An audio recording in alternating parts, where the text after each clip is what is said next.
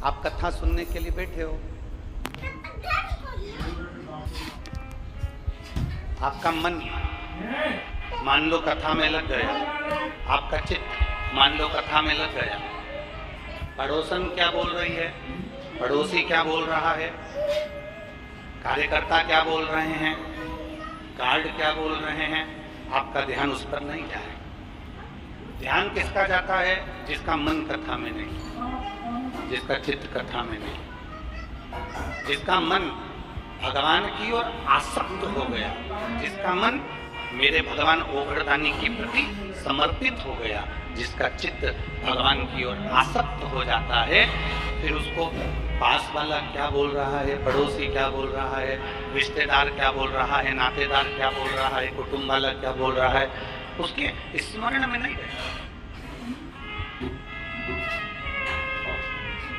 एक बार यदि आपका मन, एक बार आपका चित्त, एक बार आपका वृत्ति, एक बार आपका दिल, एक बार आपका बुद्धि, एक बार आपका चित्त अगर परमात्मा में लग गया, एक बार आपका मन यदि भगवान में लग गया, फिर दुनिया क्या कह रही है, दुनिया क्या बोल रही है, आपको उससे मतलब नहीं। मीराबाई का चरित्र कहता है, जहर का प्याला मीराबाई के सामने लाकर रख दिया, कोई दूसरे भेजने वाले नहीं थे, खुद के परिवार वालों ने जहर का प्याला भेज दिया। सांप का पिटारा लाकर रख दिया, कोई दूसरे भेजने वाले नहीं थे, सांप का पिटारा परिवार वालों ने भेज दिया। शेर के सामने ले जाकर खड़ा कर दिया जंगल में, किसी दूसरे ने नहीं भेजा था, रिश्तेदारों ने भेजा।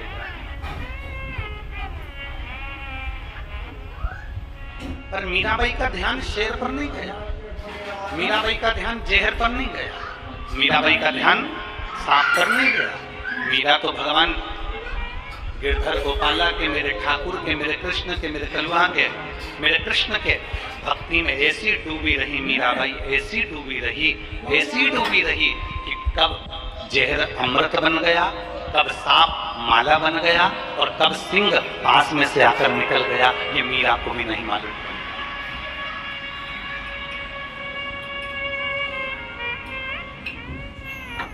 और लोगों ने पूछा, मीरा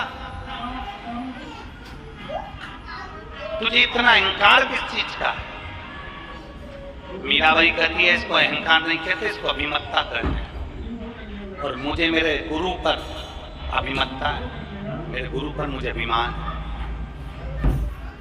और मुझे एक बड़ो रे अभिमान, गुरु मेरो समरथ है, समरथ है, गुरु अमरथ है, समरथ है, गुरु अमरत है। और मेरो क्या तो करेगो यमराज, के गुरु मेरो समरथ है, मेरो क्या तो करेगो यमराज, जब गुरु मेरो समरथ। तुझे अभिमान किस चीज का? मीराबाई कहती है, मुझे अभिमत्ता मेरे गुरु की है, क्योंकि मेरे गुरु ने जो ज्ञान दिया, मेरे गुरुजी ने जो मुझे धीरज दिया, मेरे गुरुजी ने जो मुझे सहनशीलता दी, मेरे गुरुजी ने जो नम्रता दी, मेरे गुरुजी ने मुझे एक अखंड भगवान की भक्ति दी है। और उसने कह दिया गुरुजी ने कि कहीं भी क्रोध नहीं करना, कहीं अपशब्द नहीं कहना, कहीं किसी पर अपशब्दों का बौछार ना करिएगा। गुरु ने, मीराबाई कहती है, मुझे नम्रता दी है, गुरुजी ने मुझे सहनशीलता दी है, मेरे गुरुजी ने मुझे बहुत कुछ दिया, और उसमें अखंड भगवान गिरधर गोपाला का जाप भी दे दिया, ये मेरे गुरु ने दिया।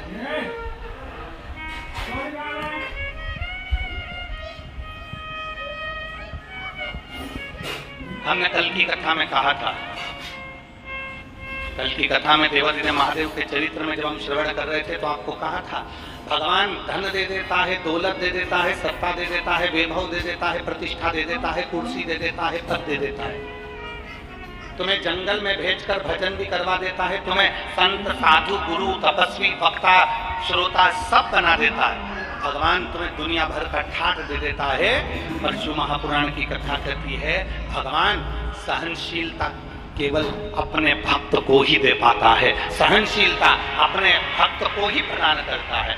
भगवान तुम्हें खुद कुर्सी दे देगा, पद दे देगा, प्रतिष्ठा दे देगा, यश दे देगा, संत बना देगा, साधु बना देगा, वक्ता बना देगा, श्रोता बना देगा। तुम्हें जो ऊंचे से ऊंची कुर्सी है भगवान तुम्हें वहां तक ले जाकर बिठा देगा। पर सहनशीलता मेरा शंकर नहीं देता, सहनशीलता मेरा शिव उसी को देता है जो मेरे शंकर के गुणगान में लगा रहता है, जो शिव भक्ति में लगा रहता है, जो भगवान देवादिदेव महादेव को एक लोटा जल समर्पित करना जानता है। भगवान उसको धीरे धीरे सहने की आदत डाल देता है। सहते रहो, मुख से कुछ कहना नहीं है, सहते रहो, मुख से कुछ कहना नहीं है, सहते रहो। सहते रहोगे तो एक दिन वो भगवान देवादिदेव महादेव भी तुम्हारे लिए आकर खड़ा होगा और अंत में उसका जवाब मेरा देवादिदेव महादेव ही देगा। शिव तत्व को प्राप्त करो।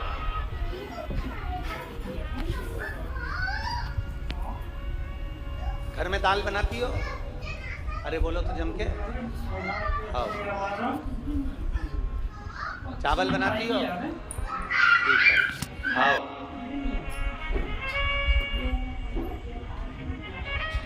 चलो बताओ जल्दी से कैसे बनाती हो? दाल बनाने के लिए सबसे पहले क्या करना पड़ता है? जम के बोलते जाओ जल्दी से। दाल लेना पड़ती है, फिर पानी में डायरेक्ट डाल देते हैं? नहीं, पहले क्या करते हैं? उसको धोते हैं। एक पानी में धोते हैं कि दो पानी में धोते हैं? दो पानी में धोते हैं। धोने के बाद फिर उसको कुकर में रख देते हैं, फिर उसको कुकर में रखते हैं, फिर उसको भगोनी में रख देते हैं, फिर उसको पात्र में रख देते हैं।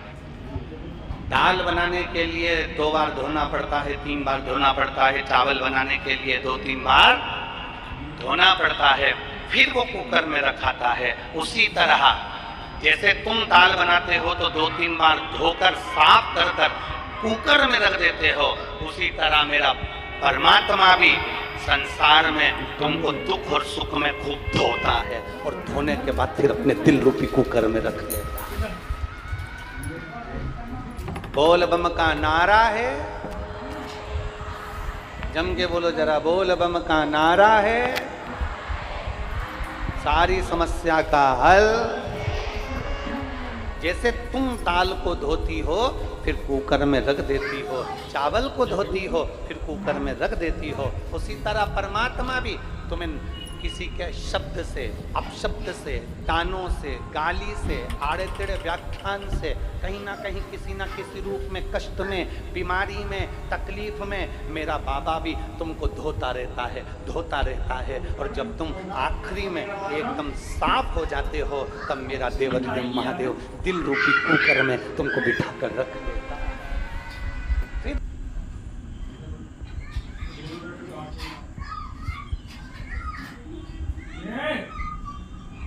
कौन गा रहा है?